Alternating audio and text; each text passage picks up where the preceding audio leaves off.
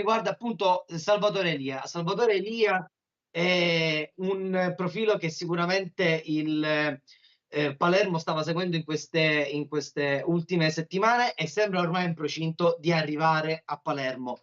Elia è un esterno d'attacco, ormai conosciamo molti i pregi e difetti di questo giocatore perché ormai ne parliamo già da un po' di tempo.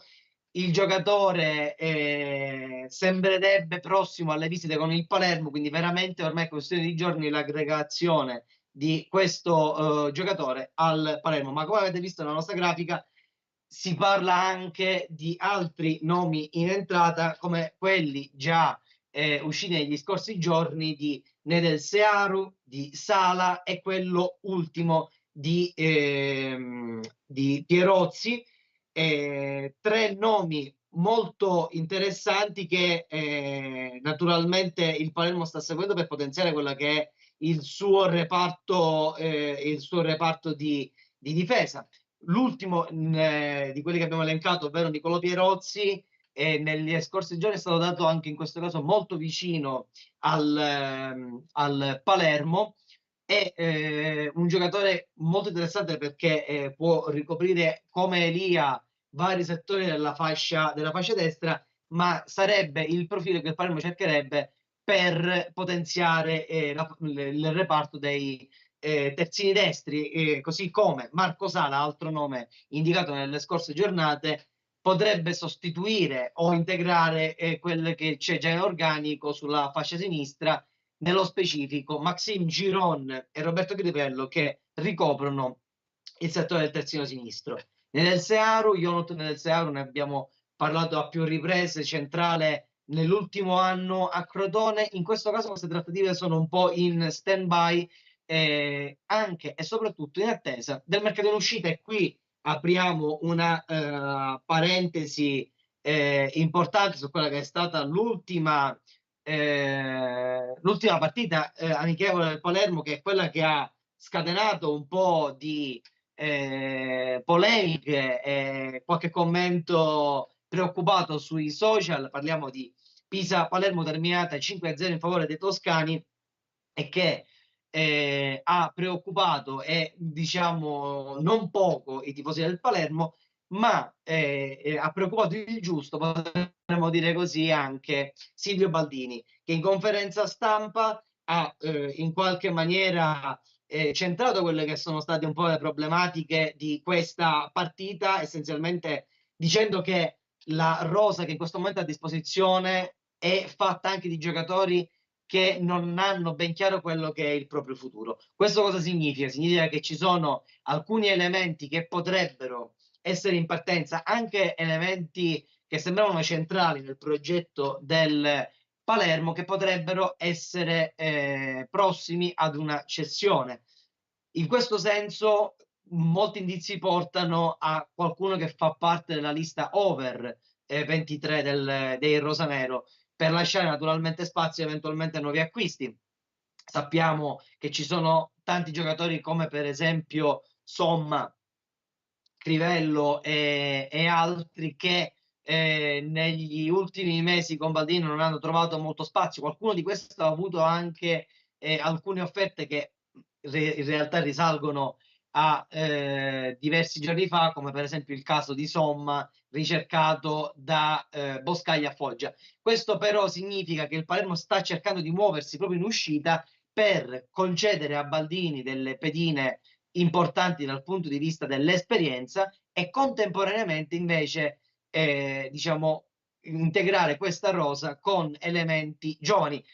I profili per esempio di Sala e Pierozzi, così come dello stesso Nedel Searu, che è un profilo sia di esperienza ma comunque ancora molto giovane, possono rientrare in questo aspetto.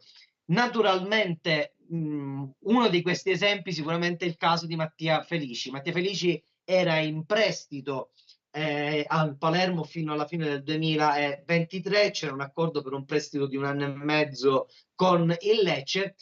Felici non rientrava più diciamo, nel progetto tecnico di Silvio Baldini e naturalmente è stato di fatto liberato dall'impegno con il Palermo in maniera tale che il giocatore possa eventualmente trovare squadre che magari possono concedergli più spazio, probabilmente in Serie C, e il Palermo poter impiegare nuovi giovani, magari più confacenti al modulo di Silvio Baldini, e quindi naturalmente creare una rosa molto più compatibile con quello che sarà il gioco del Palermo.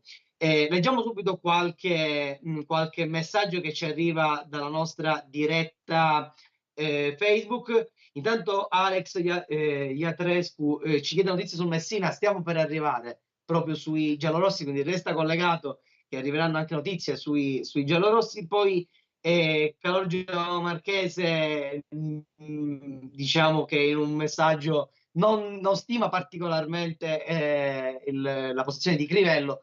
Naturalmente è uno di quei giocatori che ha avuto più difficoltà a trovare spazio, ed è possibile, non ne abbiamo ancora la certezza, ma è possibile che possa lasciare il Palermo. Ha però un contratto ancora in essere lungo e comunque piuttosto importante, quindi staremo a vedere come si muoverà la società su questo giocatore, ma attenzione anche su altri, magari anche su qualcuno che è già stato anche titolare magari negli ultimi mesi della gestione Baldini.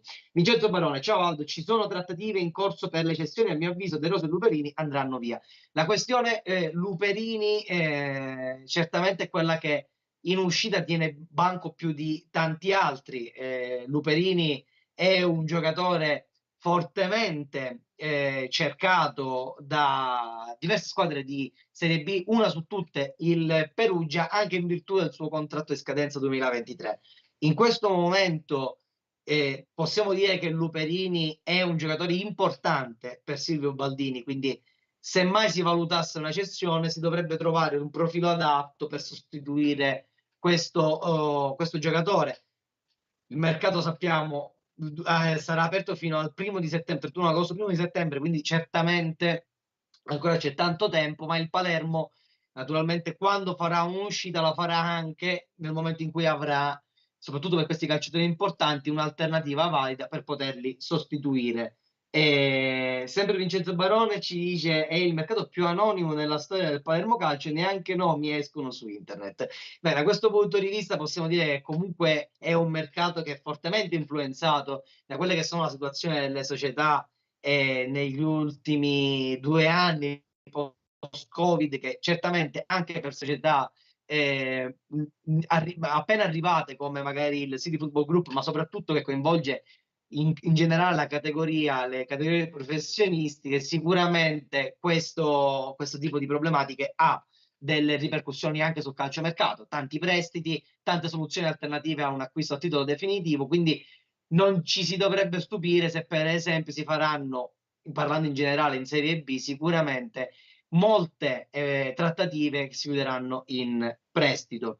Ritornando alle parole di Baldini, tra l'altro c'è un passaggio interessante della conferenza post Pisa in cui dice che serviranno 5-6 elementi nuovi da poter fare arrivare in sostituzione di chi evidentemente non si sente più con la testa a Palermo, e magari di qualche giovane che ha bisogno di trovare spazio da altre parti.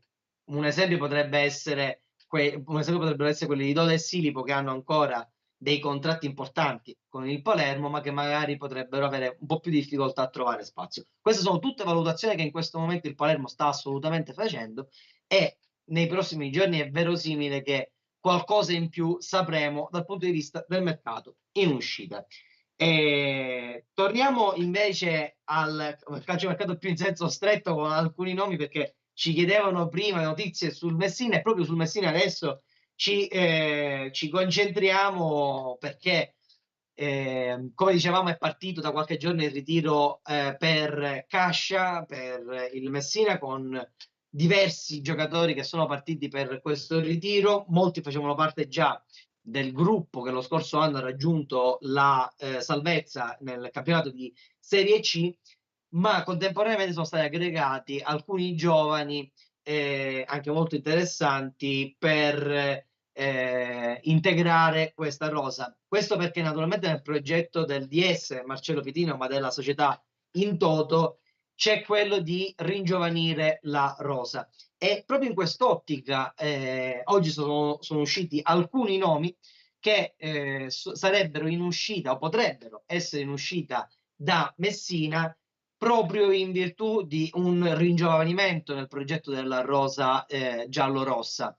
Alcuni di questi sono nomi, tra l'altro, importanti, parliamo di Lewandowski oppure dei tre difensori Carrillo, Fazzi e Morelli, tutti giocatori che sarebbero attenzionati da squadre di Serie C e D.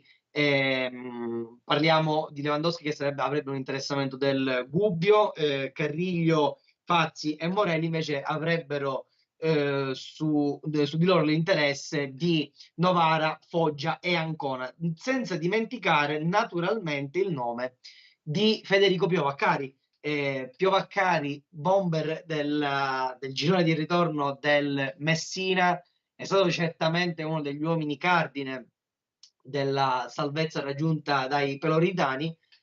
Non ha però ancora rinnovato il contratto con i giallorossi, quindi di fatto in questo momento è svincolato e avrebbe una proposta che arriva dalla neopromossa in Serie C Giuliano e che lo avvicinerebbe in qualche maniera a casa. Ricordiamo, lui è campano, ma nelle scorse giornate sappiamo quanto abbia speso delle parole importanti per Messina, per il Messina, per la società di Sciotto, e quindi sicuramente ha un grande interesse anche eventualmente a rimanere nel Messina. Anche in questo caso il ritiro è già partito, ci sono delle valutazioni in corso che il Messina sta facendo e nello specifico il DS Pitino negli scorsi giorni è stato comunque molto chiaro. Sicuramente si punterà su tanti giovani, ma la squadra non sarà smantellata, avrà delle colonne salde da mantenere e da portare avanti per insomma, far sì che il Messina non riviva la stagione difficile dello scorso anno, ma comunque possa trovare il giusto mix tra uomini d'esperienza e uomini e ragazzi molto giovani che possono essere integrati a questo gruppo. Vediamo ancora qualche commento che ci arriva sempre sulla diretta Facebook, ma come vi ricordavo la diretta è anche su YouTube e anche lì potrete seguire non solo questa trasmissione ma anche gli altri contenuti che Sportisi realizza per voi. Pietro Piazza ironizza su Somma dicendo che in caso di sua partenza potrebbe anche decidere di abbonarsi, un po' cattivo diciamo come commento. Vincenzo Barone, più che altro anche io che sono super sostenitore della società mi sto stancando di questo immobilismo, non si possono perdere 10 giorni per acquistare Piacelli ed Elia, qualora trattasse un numero grosso ci metterebbero 2 mesi. Beh, c'è da dire comunque che il meccanismo tra l'attuale dirigenza e il City Group comunque si sta pian piano oleando, si sta cercando di trovare la giusta quadra. Pensiamo comunque che i nomi di Pigliacelli e Elia sono certamente dei nomi ormai assimilabili a quello che sono insomma, il futuro del Palermo. Pigliacelli addirittura nei nostri video che avete potuto vedere nelle scorse giornate è arrivato in sede, quindi comunque sono già giocatori del Palermo. Evidentemente ci sono delle cautele maggiori per la nuova società, evidentemente vogliono avere più necessità di controllare che questi acquisti siano fatti nel migliore dei modi e evidentemente con l'attenzione maggiore. Antonino Martorana, sono convinto che con questa nuova proprietà faremo sempre campionati anonimi. Quest'anno speriamo che ci salviamo. Purtroppo non ha specificato di quale squadra si trattasse, lo prendiamo per un commento comunque molto interessante. Allora, concentriamoci invece sul Catania, ma prima di passare a squadre c'è un'ultima ora, una questione relativa invece al Messina. Per quanto riguarda i calendari del Messina, calendari del Messina e più in generale i calendari della Serie C, perché è arrivata ad oggi una nota della Lega Pro che indica nella data del 2 agosto quella per cui si stileranno i calendari dei gironi A, B e C. Quindi un appuntamento da non perdere, perché per i tifosi del Messina in quel momento si scoprirà quello che sarà il percorso dei peloritani nel prossimo campionato di Serie C. Naturalmente noi sportivi vi terremo aggiornati anche su questo argomento. Potrete trovare verosimilmente il calendario del Messina sul nostro sito. Passiamo appunto, come dicevamo prima, al Catania che ha annunciato quelli che saranno i prossimi, il prossimo organigramma societario, con la dirigenza che ormai si è composta per intero.